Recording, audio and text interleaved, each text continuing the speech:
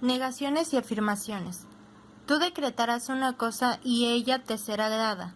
Todo el bien que debe manifestarse en la vida de un hombre es ya un hecho cumplido en el entendimiento divino. Para actuar, él espera que el hombre le reconozca o pronuncie la palabra, o sea que es el mismo hombre quien debe decretar para que la idea divina se manifieste en su plenitud, ya que con frecuencia decreta por sus vanas palabras el pecado y la tristeza.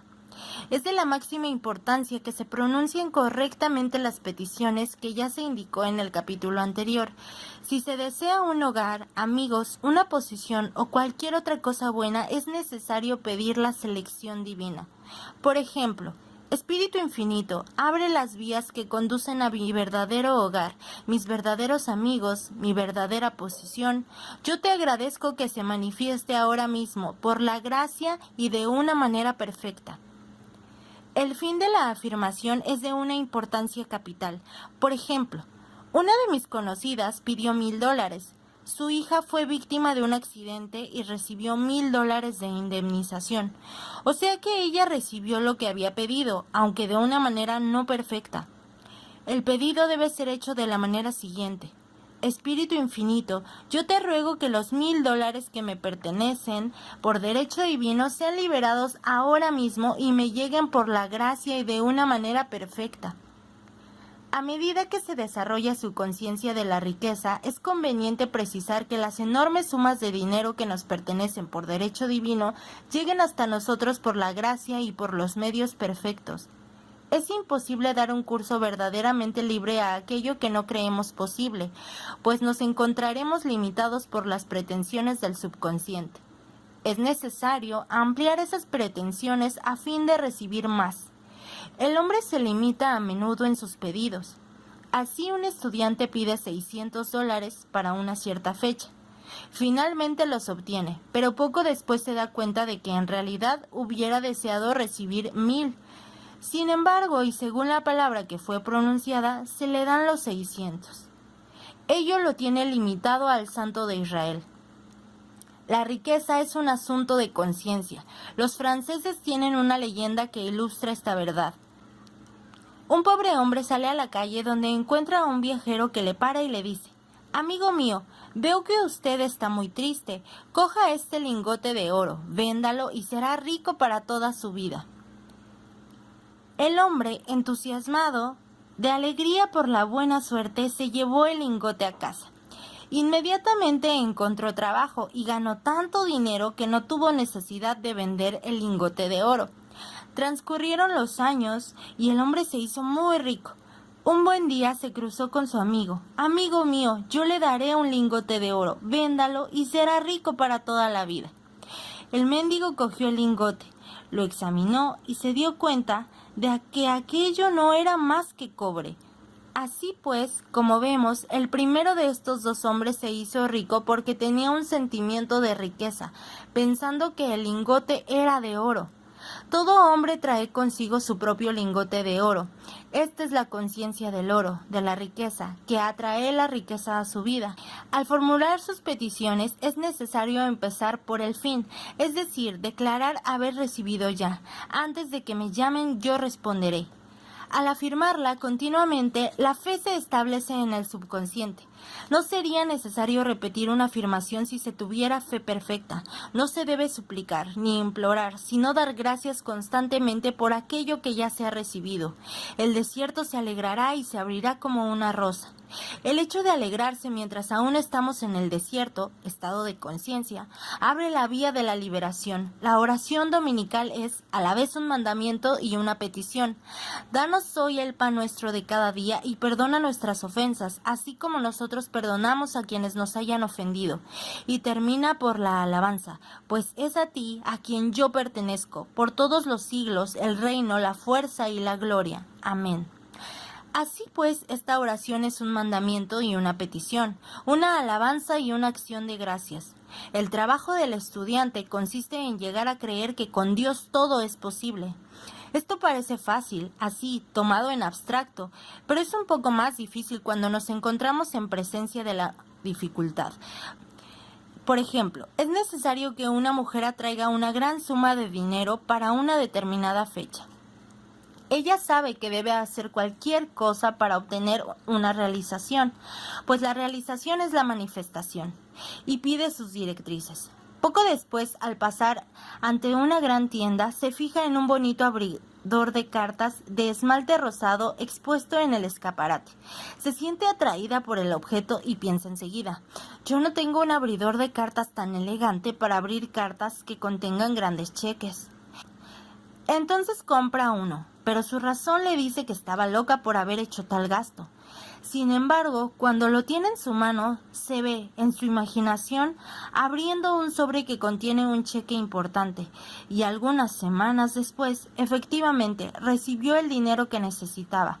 El abridor de cartas de esmalte rosado fue la forma mediante la cual había pasado a poner en marcha su fe activa.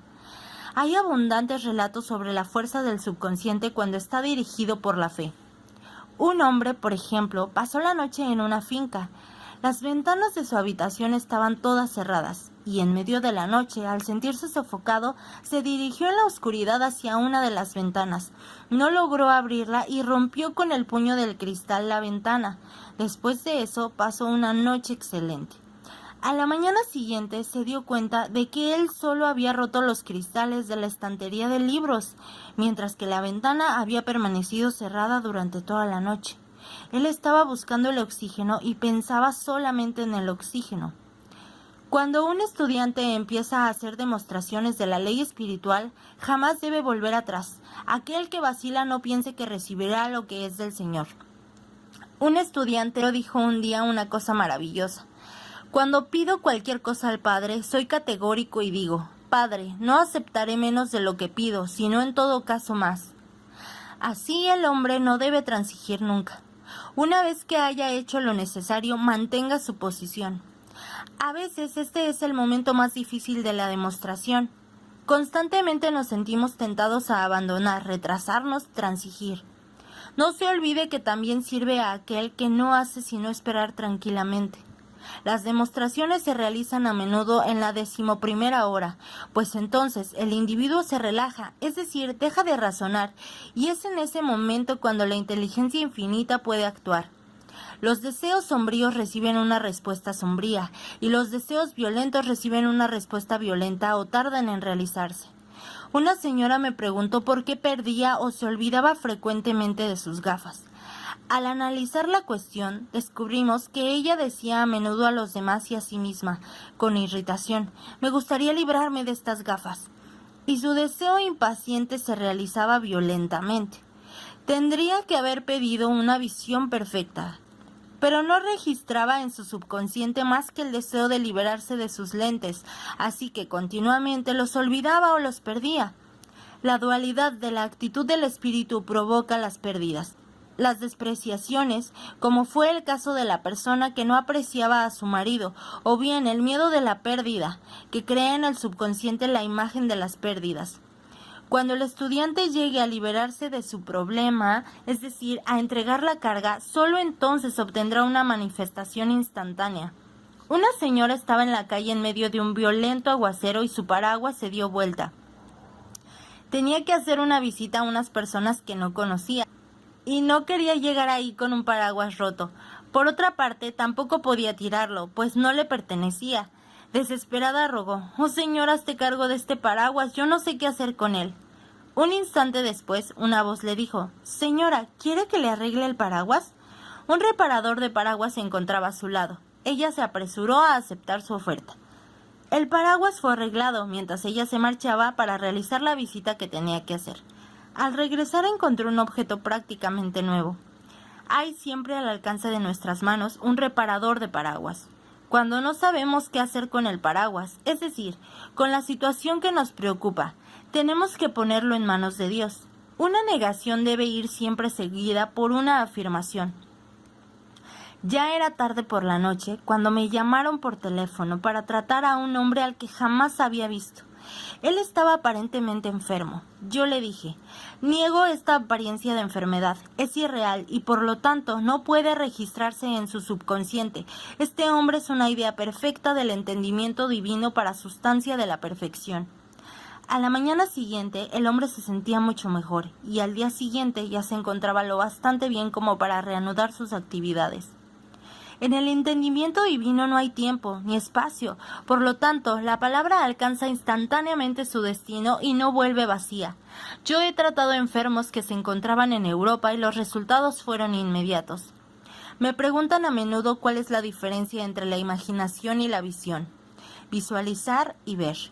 Imaginar es un proceso mental, gobernado por la razón o por la conciencia. La visión es un proceso espiritual, gobernado por la intuición o por el superconsciente. El estudiante debe entrenar su espíritu a recibir la inspiración y a realizar estas imágenes divinas mediante directrices claras. Hasta que un hombre no sea capaz de decir, no deseo otra cosa que aquello que Dios quiera para mí, sus deseos erróneos no se borrarán de su conciencia y el maestro arquitecto, Dios en él, no le dará planes nuevos. El plan de Dios para todo hombre sobrepasa las restricciones del razonamiento. Eso siempre es la cuadratura de la vida que contiene la salud, la fortuna, el amor, la expresión de sí mismo más perfectas. Más de un hombre se construyó en su imaginación una casa de campo cuando debería haberse construido un palacio. Si el estudiante intenta forzar la demostración por la razón, eso mismo la mata. Yo apresuraré las cosas, dijo el Señor. El hombre debe dejarse llevar por la intuición o por las directrices bien definidas. Repósate en el Señor y espera con tranquilidad. Fíate de Él y te satisfará. He visto actuar a la ley en condiciones extremadamente asombrosas. Por ejemplo, un estudiante me dijo que le era necesario obtener $100 para el día siguiente. Los necesitaba para pagar una deuda, así que era de una importancia vital que se los procurase. Yo pronuncié la palabra, declarando que el espíritu jamás se retrasa y que la riqueza está siempre al alcance de las manos. Esa misma noche la joven me llamó por teléfono para comunicarme que se había producido el milagro. Tuvo la idea de examinar los papeles que estaban en su caja fuerte del banco. Antes de verificar sus documentos, encontró en el fondo de la caja un billete nuevo de $100. Se quedó muy sorprendida y, según me dijo, estaba segura de no haberlo olvidado allí, pues verificaba a menudo aquellos papeles. Puede ser que esto fuera una materialización como la que Jesús efectuó cuando materializó los panes y los peces. El hombre alcanzará el estado en el que la palabra se hace carne, es decir, en él se manifestará instantáneamente. Los campos prestos para la cosecha se manifestarán inmediatamente como todos los milagros de Jesucristo. Únicamente el nombre de Jesucristo tiene una fuerza formidable. Él representa la verdad manifestada. Él declaró, todo lo que pidáis a mi Padre en mi nombre, Él os lo dará. La fuerza de este nombre eleva al estudiante hasta la cuarta dimensión, allí donde se encuentra liberado de todas las influencias astrales y psíquicas, y donde se convierte en alguien no atado por ningún condicionante, en alguien absoluto, del mismo modo que Dios no se ve atado por nada y es absoluto. He visto producirse numerosas curaciones en respuesta a las palabras en nombre de Jesucristo. Cristo fue a la vez la persona y principio, y el Cristo que hay en cada hombre es su propio Redentor y su Salvador. El Cristo interior es el yo de la cuarta dimensión, el hombre hecho a la imagen de Dios y según su semejanza. Es el yo soy, que no conoce el pecado, ni la enfermedad, ni el sufrimiento, que no nació jamás y jamás murió. Es la resurrección y la vida en cada hombre. Nadie vendrá al Padre sino a través del Hijo. Significa que Dios, el universal, actúa sobre el plano de lo particular por medio del Cristo en el hombre, y el Espíritu Santo significa Dios en acción. Así, cotidianamente, el hombre manifiesta la Trinidad del Padre, del Hijo y el Espíritu Santo. Debería pensar en alcanzar la perfección de un arte. Aquel que llega a esta maestría debe tener gran cuidado para no pintar sobre la tela de su espíritu más que según el designio divino. Pinta sus cuadros con magistrales toques de fuerza y de decisión, con una fe tan perfecta que no hay poder capaz de alterar su perfección, sabiendo que con eso se manifestará en su vida como lo ideal que llegue a convertirse en lo real. Todo poder es dado al hombre por el pensamiento justo para realizar su cielo en la tierra y alcanzar la meta del juego de la vida. Sus reglas son la fe exenta del miedo, la no resistencia y el amor. Cada uno de nuestros lectores puede ser liberado de aquello que lo mantuviera prisionero durante tantos años, separándolo de lo que le pertenecía. Además, puede conocer la verdad que lo hará libre. Libres para cumplir su destino, para provocar la manifestación del designio divino que hay en su vida, la salvación, la riqueza, el amor y la expresión perfecta de sí mismo. Véanse a sí mismos transformados a través de la renovación de su espíritu.